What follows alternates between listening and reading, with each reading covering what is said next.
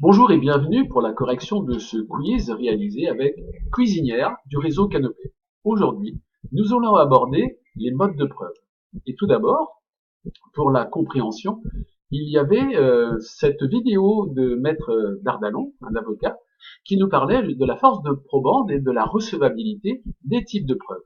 Et pour en faire un résumé, comme vous voyez ici, en fait, ce qui est banni, c'est bien sûr l'enregistrement euh, sans le consentement de la personne, à l'insu de la personne, enregistrement en général téléphonique, même s'ils sont retranscrits par la suite par voie de huissier.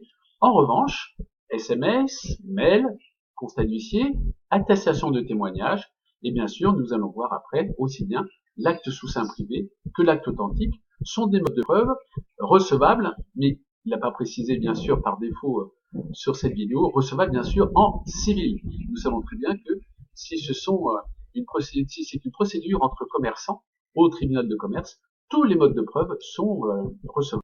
Donc la première activité était de classer d'une forte probante preuve, une forte probante forte, jusque d'une forte probante non amie en civil. Donc vous avez bien vu déjà l'enregistrement déloyal à l'insu de la personne est bien sûr forcément non admise en civil. En revanche, l'acte authentique réalisé par un notaire, par exemple, a la force probante la plus forte.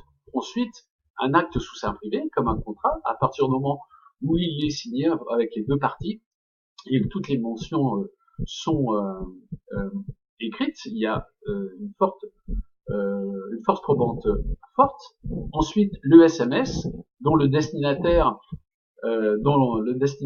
ou l'émetteur savent pertinemment qu'il est sauvegardé, sont également une force probante. Le témoignage est à l'appréciation du juge.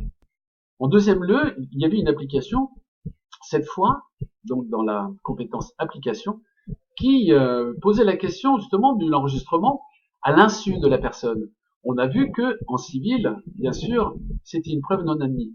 Toutefois, nous avons certains exemples, comme le cas de Laurent Wauquiez, qui avait fait un cours à l'école dans une école de commerce, à l'UML Lyon Business School, et des étudiants l'avaient enregistré alors qu'il l'avait défendu formellement.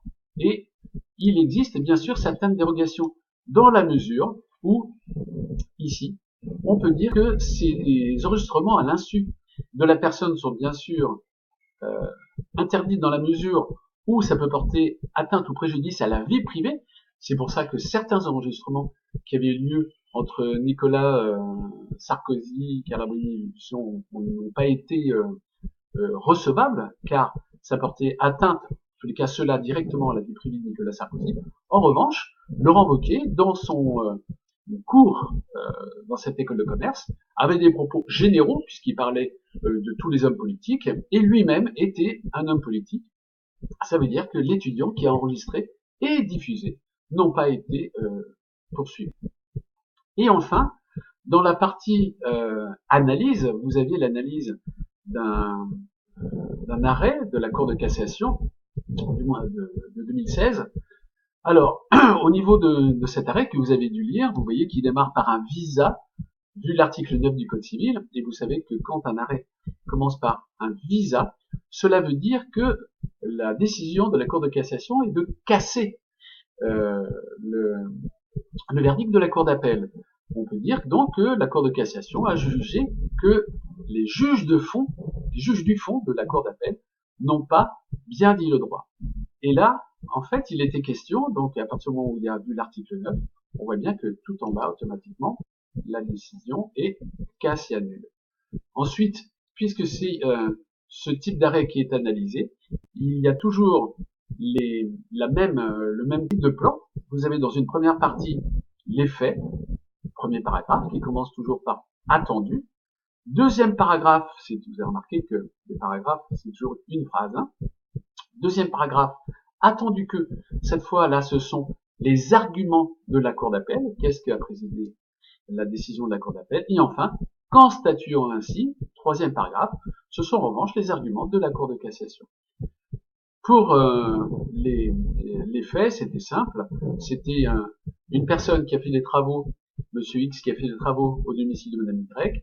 Il a eu un accident pendant ses travaux et bien sûr, après, il a été victime d'incapacité de travail, et en revanche, son assureur et Madame Y contestent la réalité et pensent que c'est une simulation. Alors, la décision de la Cour d'appel, comme vous voyez, elle a été en faveur de l'assureur et de Madame Y, en disant que, effectivement, l'enquête qui avait été faite sur Monsieur X n'a pas été préjudiciable, n'a pas eu une atteinte à sa vie privée, parce qu'en fait, elle a été assez courte, et les juges du fond de la Cour d'appel ont dit que ça a été proportionnel, en tous les cas pas disproportionné, par rapport au respect de la vie privée. En revanche, on voit bien que les juges du droit de la Cour de cassation n'ont pas eu le même avis. Il a dit effectivement que cette enquête a duré près de 2 mois, administration administrative, recueil d'informations auprès de nombreux tiers, opération de filature. Donc là, le droit au respect de la vie privée de Monsieur X a été atteint. Ça veut dire que dans tous les cas de figure, Monsieur X ne peut être poursuivi par Madame Y et son assureur pour simulation. Alors, les étiquettes, si vous avez bien lu, vous avez vu que Monsieur X était bien sûr la personne qui est accidentée et Madame Christine était l'assureur. Alors, la Cour d'appel, dans un premier temps, on a vu elle avait cette statut en fonction de l'assureur 1, en disant qu'il n'y avait pas atteinte à la vie privée de Monsieur Eric. En revanche, on voit bien que l'arrêt de cassation a eu une position inverse. Et en fait, le problème juridique, le problème de droit qui est posé par cet arrêt, je rappelle que la meilleure façon de poser un problème juridique, c'est d'imaginer la question qu'a dû se poser le juge du droit, le juge de la Cour de cassation, quand il a rendu son verdict. Le verdict a été de dire que, manifestement, l'ampleur des filatures, etc., a porté atteinte à la vie privée de Monsieur X. Donc, on peut se poser la question, jusqu'à quel niveau d'investigation peut-on aller avant de porter atteinte à la... Dans tous les cas de figure, vous pouviez ici justifier par écrit votre réponse, ou alors vous auriez pu également l'enregistrer par MP3.